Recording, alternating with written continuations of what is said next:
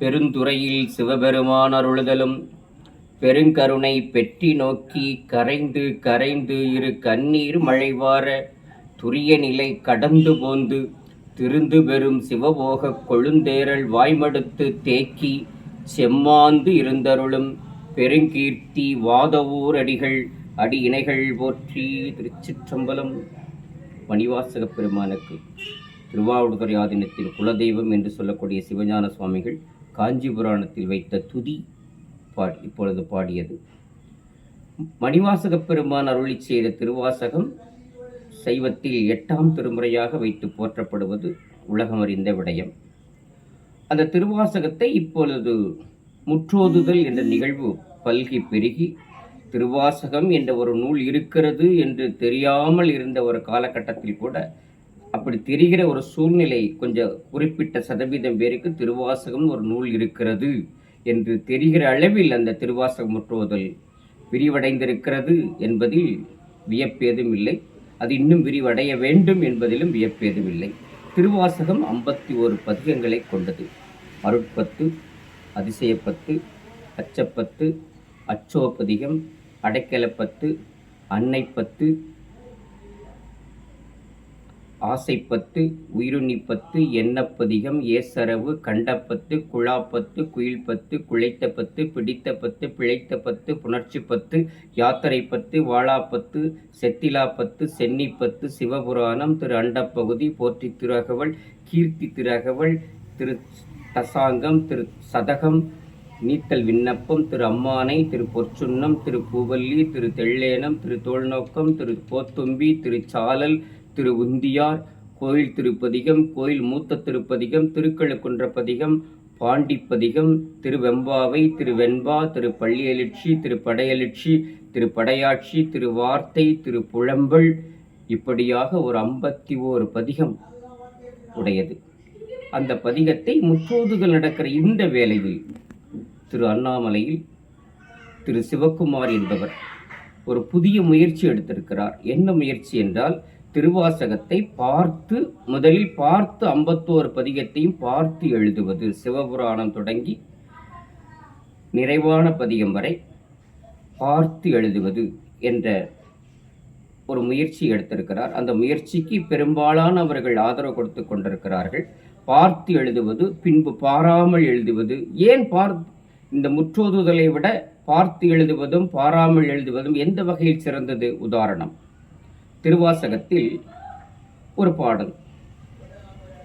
அந்த பாடலில் நன்றே செய்வாய் அன்றே எந்த நாவியும் உடலும் உடைமையெல்லாமும் குன்றே அணையாய் என்னை ஆட்கொண்ட போதே கொண்டிலையோ இன்றோர் இடையூறு எனக்குண்டோ எந்தோள் முக்கன் எம்மானே நன்றே செய்வாய் பிழை செய்வாய் என்று ரெண்டையுமே ஏகாரத்திலே பாடுகிறார்கள்.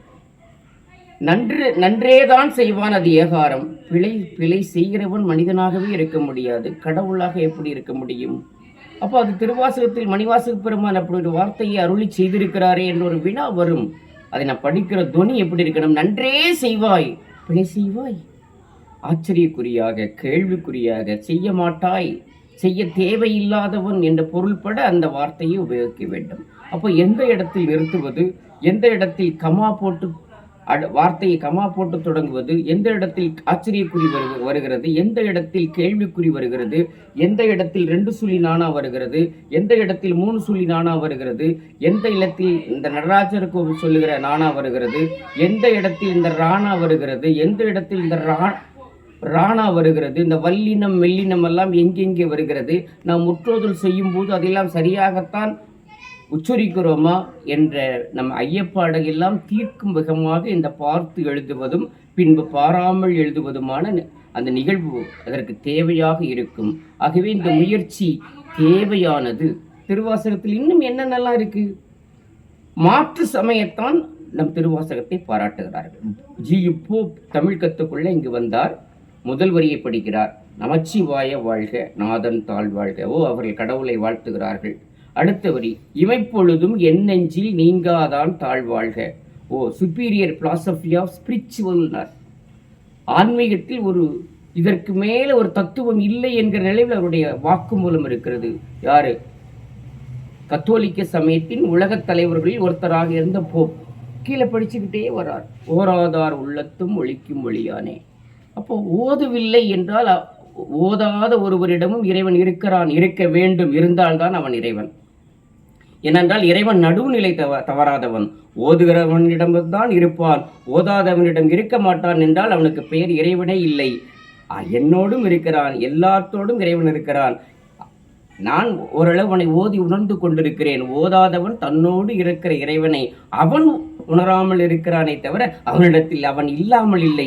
இப்படியாக நிறைய விடயங்கள் இந்த திருவாசகத்தில் இருக்கிறது. மற்ற எல்லா அருளாளர்களும் பிரசவத்தில் தாய்படும் வேதனையை சொல்லுவார்கள்.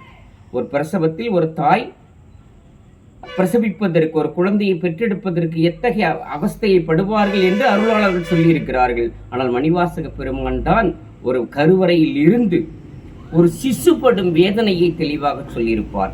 இப்படி அந்த திருவாசகத்தின் பெருமையை சொல்லிக்கொண்டே போகலாம். இந்த திருவாசகத்தை முற்றோதுதல் என்ற நிகழ்வோடு நின்று விடாமல் எல்லோரும் பார்த்து எழுதுவது, அதன் தொடர்ச்சியாக நம்ம பள்ளிக்கூடத்திலே பார்த்து எழுது, அப்புறம் பாராமல் எழுது என்று ஆசிரியர் மாணவருக்கு பயிற்சி கொடுப்பது போல இந்த பயிற்சியை சிவபெருமானே நமக்கு பயிற்சியாக கொடுக்கிறான்.